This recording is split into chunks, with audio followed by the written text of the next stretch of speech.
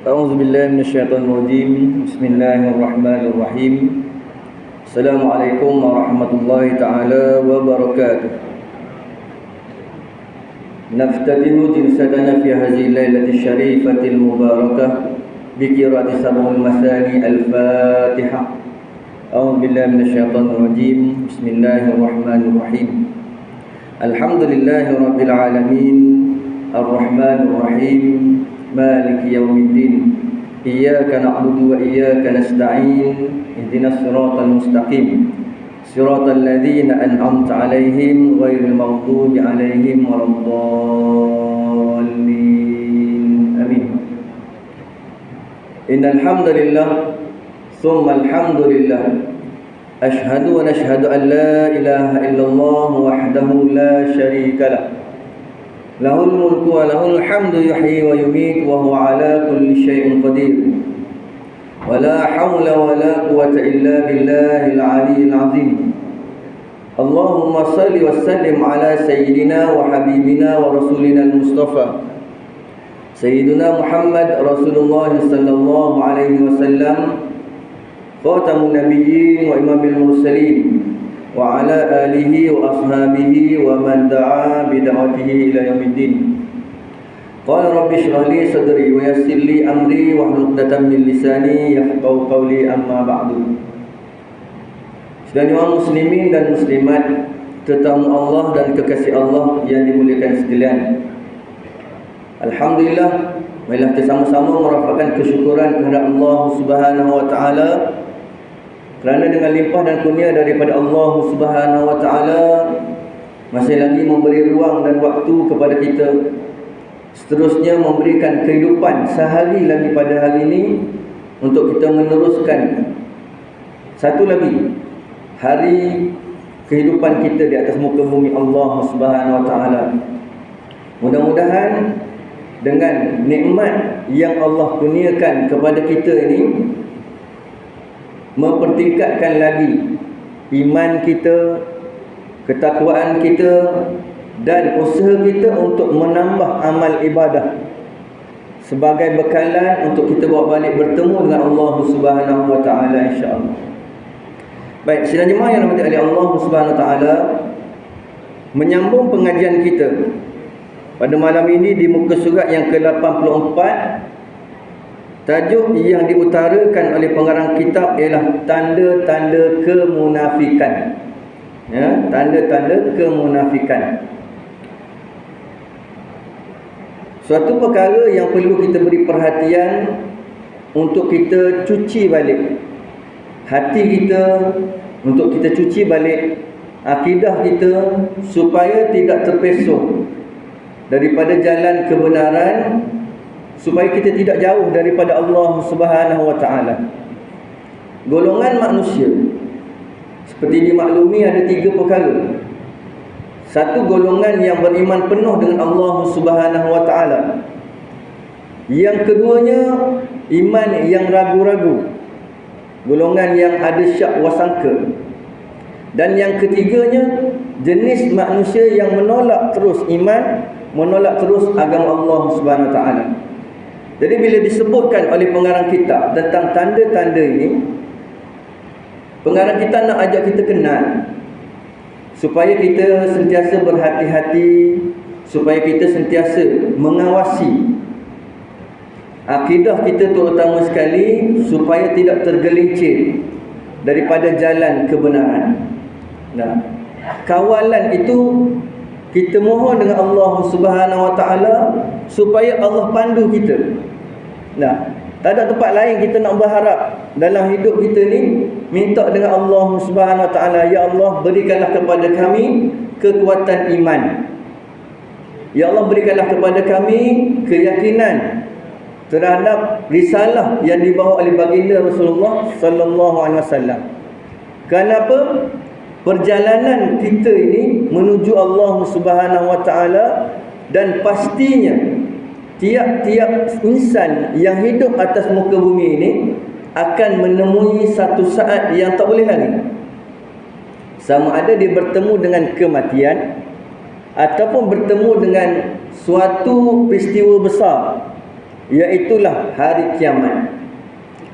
Jadi insan manusia ni merupakan makhluk Allah Subhanahu Wa Taala yang akan kembali kepada Allah Subhanahu Wa Taala. Jadi bila mana pengarang kitab mengutarakan tajuk ini, pengarang kitab nak ajak kita ni supaya kita memerhatikan dalam arti kata kita dapat menghindari, kita dapat menjauhi perkara-perkara yang menyebabkan berlakunya kemunafikan dalam akidah. Dia kalau kita bab munafik ni ada dua. Satu, munafik dari sudut perbuatan, yang mana kalau buat kita berdosa dengan Allah SWT. Dan satu lagi perbuatan ialah munafik dari sudut akidah. Yang kita akan bincang ni munafik dari sudut akidah, itu pegangan. Bagaimana seseorang insan ini boleh tergelincir daripada jalan iman yang sebenar, lalu cacat iman dia. Kenapa?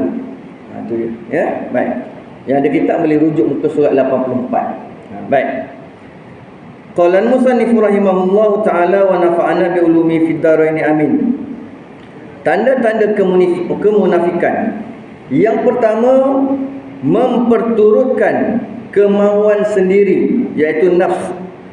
Ya, berlawanan dengan hal di atas, yang mana hal di atas yang menyebutkan keimanan yang tulus kepada Allah Subhanahu Wa Taala, pengharapan, pergantungan diletakkan kepada Allah Subhanahu Wa Taala dalam urusan kehidupan. Sama ada urusan itu yang berkaitan dengan keduniaan dia ataupun perkara yang berkaitan dengan keakhiratan dia. Semua kembali kepada Allah Subhanahu Wa Taala. Pengharapan kita, doa kita, hajat kita pohonkan kepada Allah Subhanahu Wa Taala. Maka yang pertama ni disebut perkara yang perlu kita hindar. Ya, memperturutkan kemahuan nafsu sendiri. Kita ni kena tahu di mana kedudukan kita di atas muka bumi Allah Subhanahu Wa Taala ni. Yang pertamanya disebut, pertamanya manusia kena kenal diri sendiri. Kita merupakan makhluk Allah Subhanahu Wa Taala yang diciptakan oleh Allah Subhanahu Wa Taala, berada di atas muka bumi ini pinjaman, duduk sementara untuk menguruskan alam ini. Jadi makhluk yang bernama manusia ini merupakan sebaik-baik kejadian. Laqad khalaqnal insana fi ahsani taqwim thumma radadnahu asfala safilin illa alladhina amanu wa amilus solihat. Sesungguhnya manusia ini dijadikan oleh Allah Subhanahu Wa Taala dalam sebaik-baik kejadian. Comelnya kejadian manusia ni. Ada tempoh-tempoh dia, daripada alam ruh turun ke alam rahim, daripada alam rahim masuk kepada alam dunia, daripada alam dunia berjalan kita sehinggalah ke alam barzakh, daripada alam barzakh bertukar pula tempat sehinggalah ke alam mahsyar. Jalan lagi, maknanya perjalanan itu berlaku. Cuma keadaan itu yang berbeza. Jadi kehidupan kita di dunia ni Allah Subhanahu Wa Taala suruh kita berjalan dengan hati-hati. Hati-hati macam mana Ustaz? Kena berjalan dengan iman, kena berjalan dengan amal soleh, kena berjalan dengan akhlak yang baik. Dengan tiga perkara itulah yang membezakan di antara Muslim yang sebenar dengan Muslim yang dikatakan kurang dari segi nilai dia. Jadi kita nak pastikan tiap-tiap di antara kita ni semua dapat suatu nilai yang baik di sisi Allah Subhanahu Wa Taala, dapat rahmat, dapat pandangan kasih sayang. Maka apabila Allah Subhanahu Wa Taala menjadikan kita sebagai makhluk dan Allah Subhanahu Wa Taala telah menetapkan peraturan-peraturan untuk kita ikut, maka sebagai orang beriman dia kena as-sam'u wa ta'ah. Dia kena dengar dan dia kena taat. Taat kepada perintah Allah. Yang pertama sekali, yang paling utama, iaitu perhatian terhadap iman, akidah. Akidah, pegangan kita. Tak ada orang lain dah. Seperti mana yang kita sebutkan pada sebelum ni, jangan ada rasa dalam hati kita ni ada keutamaan yang lain daripada Allah. Nah, kita letakkan bahawa Allah SWT tu ada yang boleh menyaingi dia. Nah, kita letakkan, manusia pun hebat juga. Nah, kalau Allah boleh jadikan gini, manusia pun boleh buat gini juga. Oh, maknanya manusia hebat macam Allah. Kita pun berpegang ataupun kita berpaut kepada mereka, tak boleh. Nah, ya. Sebab itulah yang menyebabkan rosaknya iman, rosaknya akidah. Jadi perkara pertama yang memperturutkan hawa nafsu, bukan Allah SWT tak pun. Allah SWT dah menjadikan tiap-tiap orang tu ada nafsu. Tak boleh kita buang nafsu tersebut, tetapi kita boleh kawal nafsu tersebut dengan apa? Dengan bimbingan agama yang Allah Subhanahu Wa Taala telah turunkan kepada rasul-rasul sebelum daripada Rasul Muhammad sallallahu alaihi wasallam. Jadi Muhammad sallallahu alaihi wasallam, rasul junjungan kita, melaksanakan Islam dan menyebarkan dakwah kepada umat manusia supaya tiap-tiap individu manusia ini dia benar-benar beriman dengan Allah Subhanahu Wa Taala. Nah, risalah-risalah yang Rasulullah SAW sampaikan kepada umat manusia, tidak ada seorang pun yang datangkan keraguan.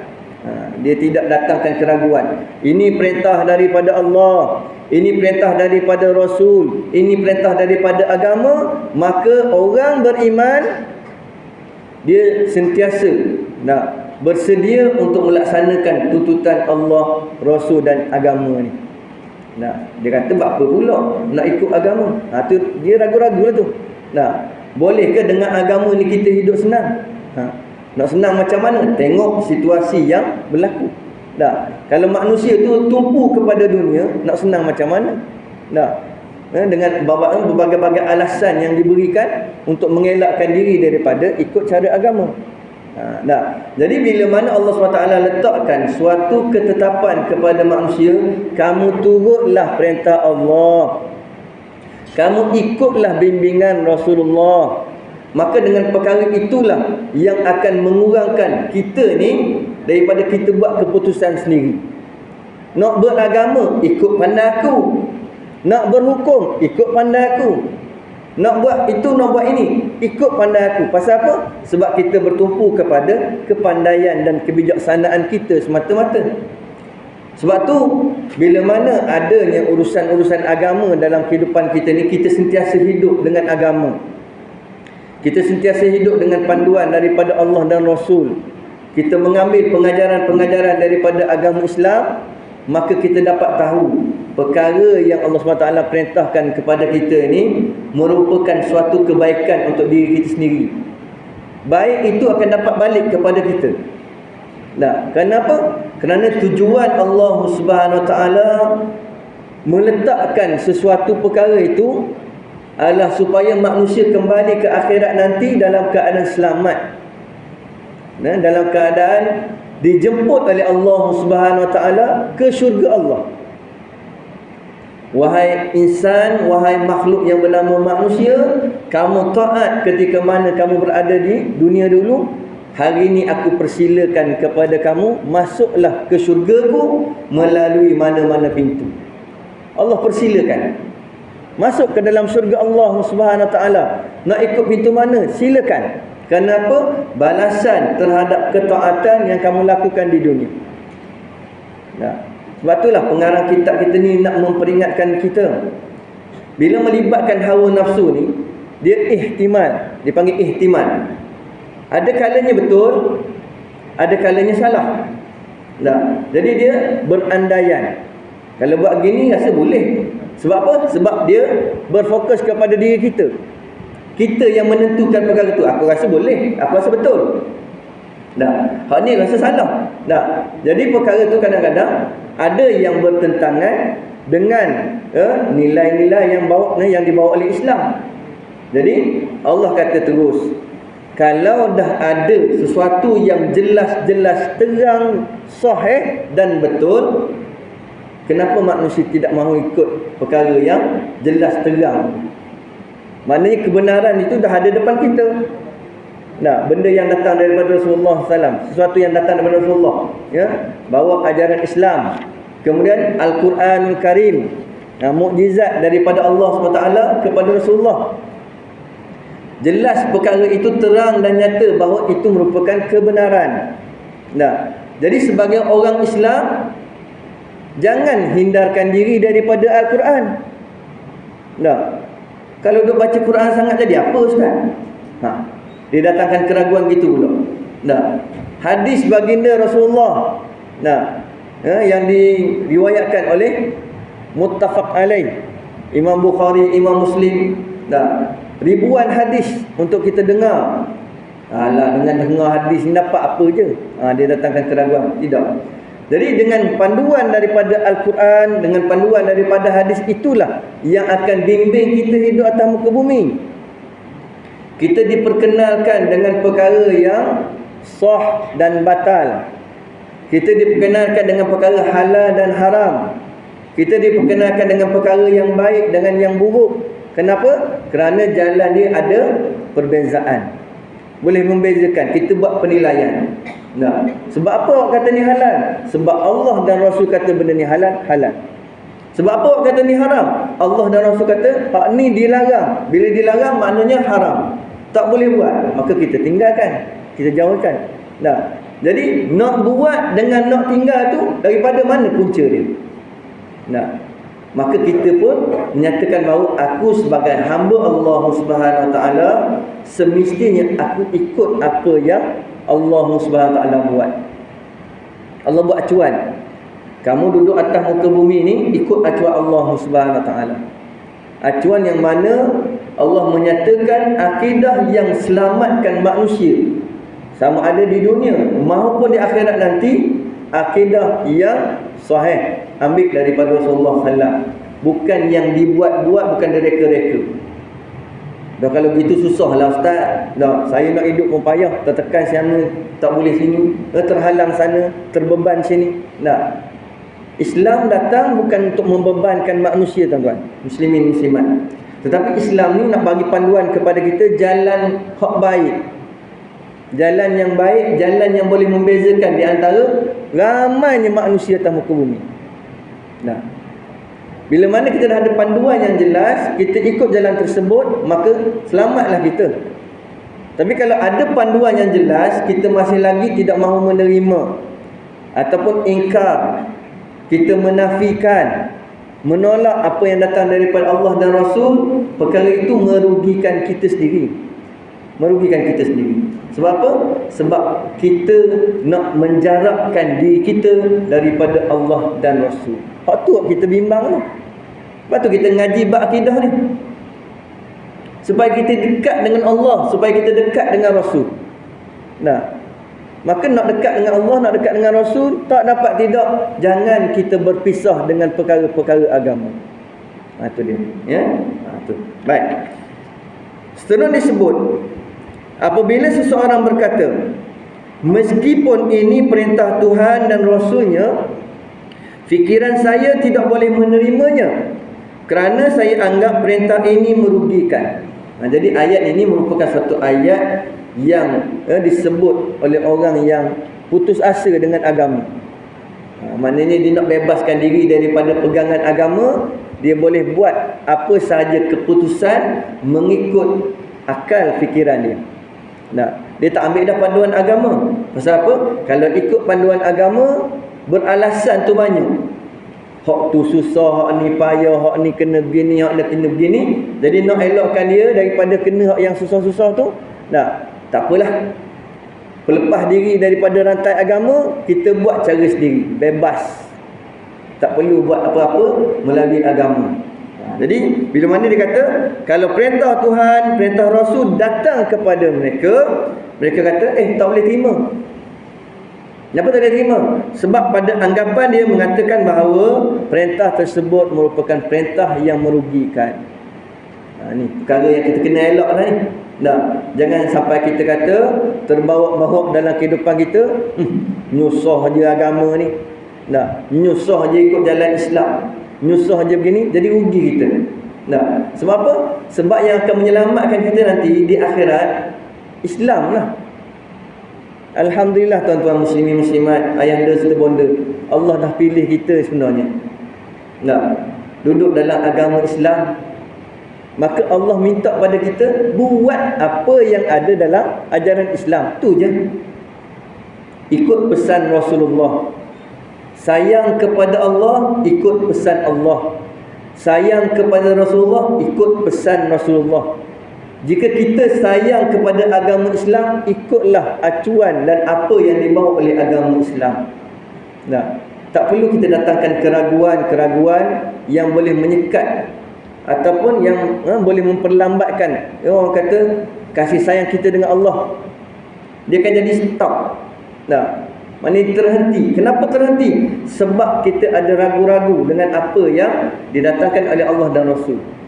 Jadi kita nak jalan terus ni, nak perjalanan yang lancar, yang molek, yang baik, ikut jalan Islam, nak sampai kepada Allah SWT, selamat masuk syurga Allah SWT. Nak tak? Kalau tanya nak masuk syurga tak? Mesti nak masuk syurga. Kalau tanya ada orang berani nak masuk neraka? Tak ada orang berani masuk neraka. Pasal apa? Tempat tu azab. Kita sendiri pun maklum dah. Daripada pengajian-pengajian sebelum ni yang menyifatkan tentang syurga dan neraka Allah SWT. Bagaimana nikmatnya syurga, bagaimana azabnya neraka. Kita faham dah. Jadi kawalan daripada diri kita itu terhadap nafsu. Bila buat penilaian terhadap sesuatu perkara, nilai atas dasar iman terlebih dahulu. Kita tak mampu nak menyelesaikan sesuatu masalah, cari orang yang boleh memberikan suatu nasihat, suatu pandangan yang baik tentang sesuatu perkara yang sedang berlaku. Kalau perkara yang berkaitan dengan urusan dunia kita, sakit, kita jumpa siapa? Kita jumpa dengan doktor. Kereta kita mogok, tak boleh jalan, kita nak tanya siapa? Tanya mekanik. Handset kita tak boleh nak berfungsi, kita pergi mana? Kita pergi kedai handset. Pasal apa? Sebab kita cari orang yang boleh memberikan suatu kebaikan kepada perkara tersebut, nak baik semula. Maka dalam urusan akidah tuan-tuan, kita kena cari orang yang ada ilmu tentang akidah. Maknanya ahli dalam sesuatu perkara. Mana kena tanya, fas'alu ahla dzikri in kuntum la ta'lamun. Kamu kena tanya orang-orang yang berpengalaman, orang yang ada keutamaan dalam ilmu tersebut. Ustaz, saya tak reti nak mengaji, macam mana? Belajar. Cari imam, cari mereka yang fasih dalam bab Al-Quran, kita belajar sama-sama. Ustaz, saya tak reti nak solat, boleh belajar. Kita datang ke masjid. Untuk apa? Untuk kita mempelajari ilmu-ilmu yang berkaitan dengan solat. Jangan kita jauhkan diri. Saya tak reti solat, biarlah saya duduk dalam keadaan tak reti solat tu. Siapa ketua? Siapa ketua? Pasal apa? Susah solat. Tak boleh. Kewajipan kita sebagai orang Islam, kita kena ambil berat perkara ni. Baiki balik perkara-perkara asas. Solat kita bagaimana?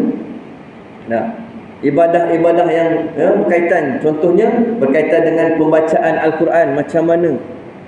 Nak lahirkan rasa cinta dan sukanya kita kepada pembacaan Al-Quran.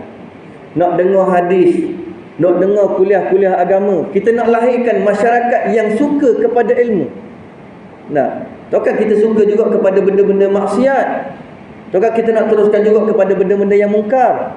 Perkara yang boleh menyebabkan terhentinya hidayah Allah Subhanahu Wa Taala kepada manusia.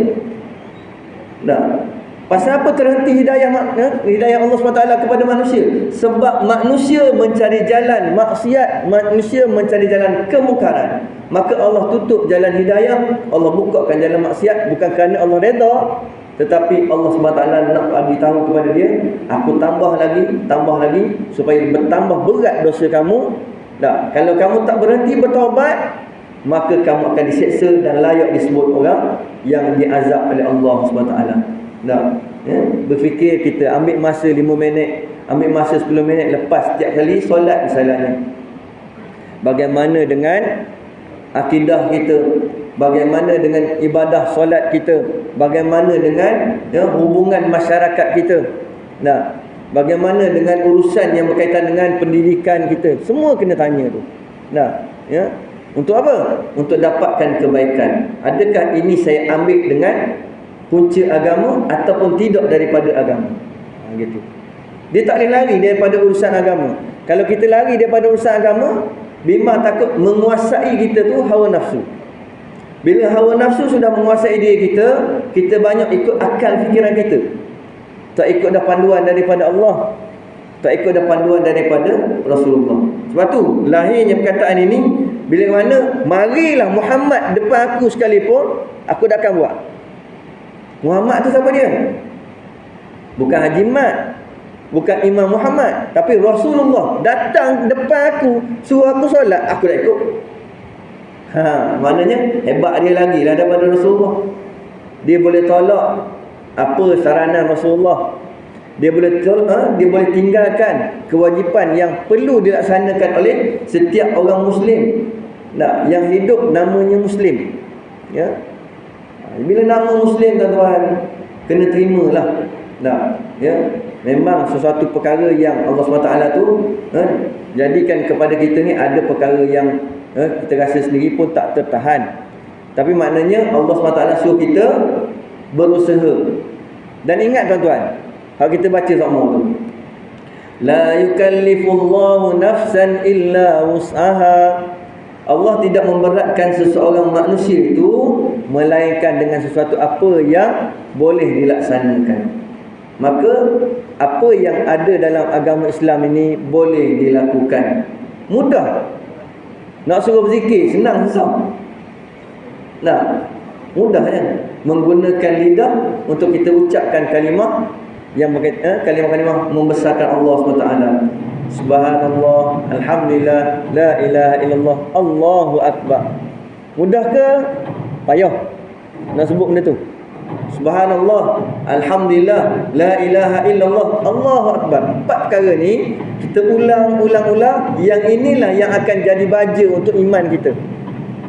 Nah, iman kita kalau tak dibaja dengan zikrullah, tak dibaja dengan kebesaran Allah, tak dibaja dengan kebesaran baginda Rasulullah SAW, maka kita akan terikut-ikut dengan apa yang berlaku di sekeliling kita ni daripada perkara-perkara dunia yang melalaikan. Hal yang tidak melalaikan tu kita boleh ikut. Hak kata melalaikan tu, sampai kita tinggal solat, sampai kita tak cara pada hukum hak Allah, sampai kita tinggalkan perkara yang berkaitan dengan urusan-urusan yang berkaitan dengan urus takbir misalnya. Dah, kena ikut cara Islam, ya. Baik, itu yang pertama. Yang kedua, disebut kerana itu saya akan mengesampingkan petunjuk-petunjuk Tuhan dan berbuat menurut pendapat saya sendiri sahaja. Dia kata tak perlulah saya ni kepada agama, tak perlulah saya ni nak mendengar nasihat-nasihat daripada para alim ulama. Cukup dengan keputusan diri saya sendiri, saya dah boleh nak uruskan apa yang ada dalam kehidupan saya. Maknanya dia boleh urus diri sendiri dah, ya. Maka pengarang kita kata, maka jelaslah hati orang seperti ini telah kehilangan iman. Na'udzubillah, ya. Bila hilang iman, tak ada iman di dada kita, tidak ada iman dah kita, orang kata tersisa dalam kehidupan kita ni. Nah, maka pintu untuk hidayah Allah Subhanahu wa taala tertutup. Nah, khatamallahu ala qulubihim wa ala sam'ihim wa ala absarihim ghishawah wa lahum adzabun azim. Nah, bila mana penolakan itu berlaku, penafian terhadap apa yang menjadi sumber-sumber Islam tidak kita endahkan, tidak kita terima, maka Allah SWT kata tadi, Allah SWT tutup, khatamallahu ala qulubihim, Allah tutup pintu hati mereka, Allah tutup pendengaran mereka, Allah tutup mata penglihatan mereka daripada melihat kebenaran-kebenaran. Tak nampak dah kebenaran. walaupun jelas di hadapan mata. Maka mereka ni bergelumang dengan perkara-perkara dosa dan mereka berbangga pula bila dapat buat maksiat dan kemungkaran kepada Allah. Na'udzubillah. Nah, kita mohon dengan Allah SWT, ya Allah, hindarkan kami daripada melakukan perkara demikian, ya Allah. Sebab apa? Sebab kita ni manusia kerdil. Kita ni lemah. Nah, kalau tanpa bimbingan daripada Allah Subhanahu Wa Taala, tanpa bagian daripada hidayah Allah Subhanahu Wa Taala, macam mana mungkin kita nak jadi umat yang terbaik? Macam mana kita nak jadi hamba Allah Subhanahu Wa Taala yang jadi hamba terpilih masuk dalam syurga Allah? Jadi Allah kata, perbanyakkan ingat kepada Allah Subhanahu Wa Taala. Nah, kemudian yang keduanya, perbanyakkan berselawat ke atas junjungan besar Nabi Muhammad SAW. Yang ketiganya, kesediaan kita untuk melunaskan kewajipan-kewajipan yang telah ditetapkan oleh Islam. Itu je. 3 perkara. Ini perkara nak menyelamatkan kita belaka ni. Nah, yang pengarang kita sebut. Kalau kita hilang 3 perkara ni, tadi disebut, maka jelas hati orang seperti ini telah kehilangan iman. Takut kita, ya. Ia bukanlah seorang mukmin, tetapi seorang munafik. Munafik dari sudut akidah apa dia? Berpura-pura beriman kepada Allah Subhanahu Wa Taala, sedangkan dalam hatinya tidak menyatakan keimanan tersebut. Dia cuma sebut pada lidah, aku beriman, tapi dalam hati ni kosong. Nah, jadi jangan sampai tara tu. Nah, jangan sampai tara tu. Maknanya kita beriman dengan Allah Subhanahu Wa Taala, beriman sungguh-sungguh, apa yang kita ucap dan apa yang ada dalam hati kita ni selari. Beriman dengan Allah, beriman sungguh-sungguh. Beriman dengan Rasul, beriman dengan Rasul sungguh-sungguh. Nah, ya, maka perkara itulah yang akan menjadikan suatu kebaikan kepada kita. Ya, baik. Kerana sementara di mulut ia mengatakan bahawa ia adalah seorang hamba Tuhan dan pengikut kepada Rasulnya, dalam perbuatannya pula adalah sebaliknya. Mereka menjadi hamba kepada dirinya sendiri dan pengikut kepada pendapatnya sendiri sahaja. Nampak? Itu soalan ya.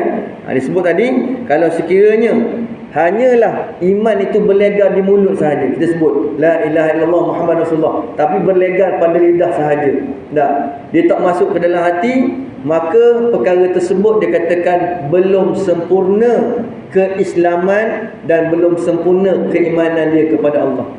Tak sempurna lagi. Hanyalah pada bibir saja dia ucap. Tak, boleh ucap.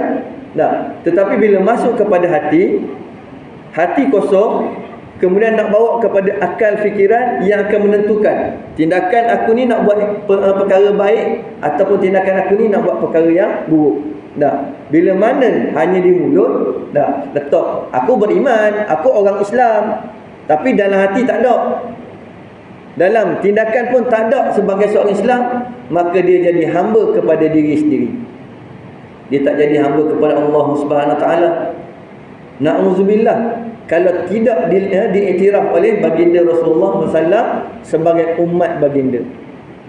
Nah, jadi nak dapat jadi hamba Allah Subhanahu Wa Taala, nak layak jadi umat Rasulullah SAW, maka apa yang menjadi garis panduan dalam agama Islam itu kita kena terima.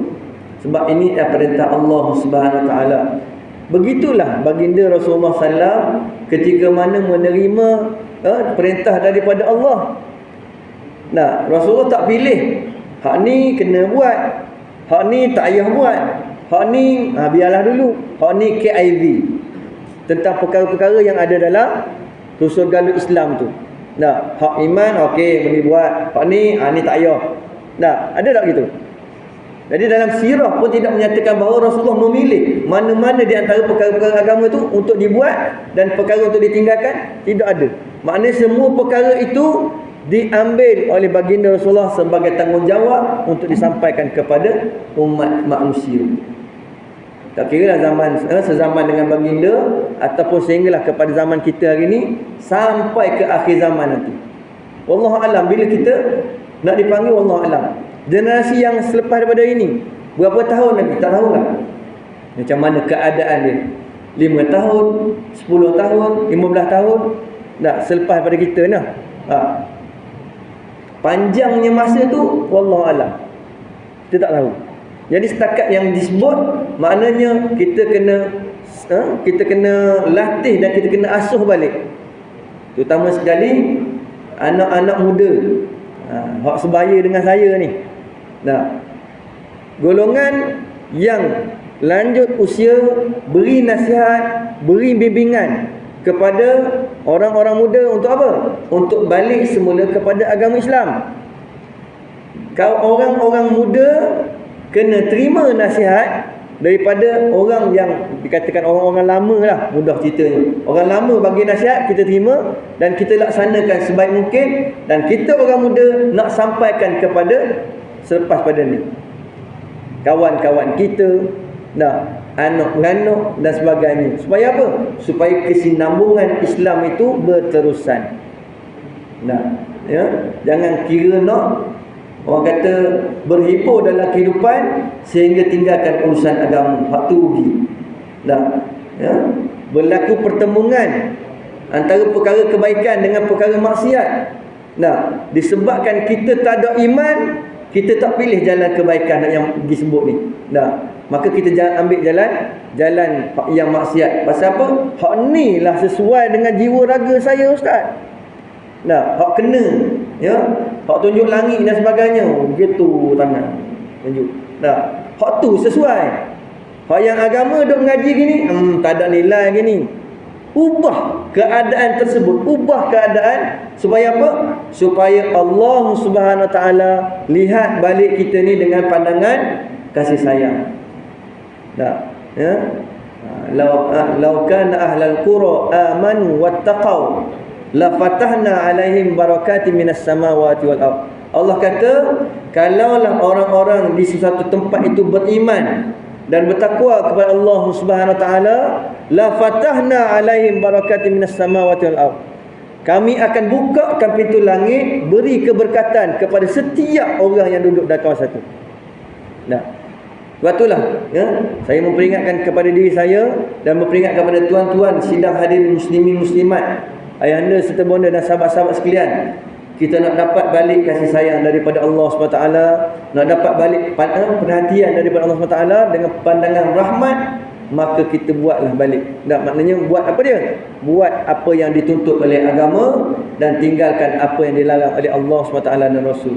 Mudah-mudahan tuan-tuan, saya doakan untuk semua sekali, kita dilindungi oleh Allah Subhanahu Wa Taala daripada sifat munafik yang menyebabkan berlakunya kerosakan kepada iman, yang menyebabkan tergelincirnya kita daripada jalan kebenaran. Na'udzubillah min zalik. Kita minta sungguh-sungguh. Kita kembali semula kepada ajaran asal Islam. Mudah-mudahan dengan perkara tersebut, kita mendapat rahmat, kita dapat balik apa yang dikatakan hidayah daripada Allah. Inilah jalan penyelamat untuk manusia sampai ke akhirnya. InsyaAllah. Islam sebagai penyelesaian kepada masalah umat. Yakinlah bahawa adanya masa depan untuk manusia dengan agama Islam, insyaAllah. Jadi sekadar itu untuk malam ni. Mudah-mudahan perkongsian kita untuk yang pertama. Jadi beberapa lagi perkara. Jadi perkara pertama, untuk elakkan diri daripada menjadi orang yang disebut sebagai munafik. Jangan terlalu mengikut hawa nafsu sehingga kita lupa kepada Allah SWT. Tuntutlah kembali. Kembalilah kepada pengajaran yang sebenar. Mudah-mudahan Allah SWT memberikan rahmat untuk kita semua. Aku qauli hadza wa astaghfirullahal azim wa billahi taufiq wal hidayah. Wassalamualaikum warahmatullahi taala wabarakatuh. A'udzubillahi minasyaitonir rajim. Bismillahirrahmanirrahim. Alhamdulillahirabbil alamin wassalatu wassalamu ala asyrafil anbiya'i wal mursalin wa ala alihi wa sahbihi ajma'in. Allahumma anfa'na bima 'allamtana wa 'allimna ma yanfa'una wa zidna ilman. Alhamdulillah ala kulli hal. Rabbana atina fid dunya hasanah wa fil akhirati hasanah wa qina adzaban nar. Wa sallallahu ala sayyidina Muhammad wa ala alihi wa sahbihi wa barik wasallam. Walhamdulillahirabbil alamin. Taqabbalallahu minkum.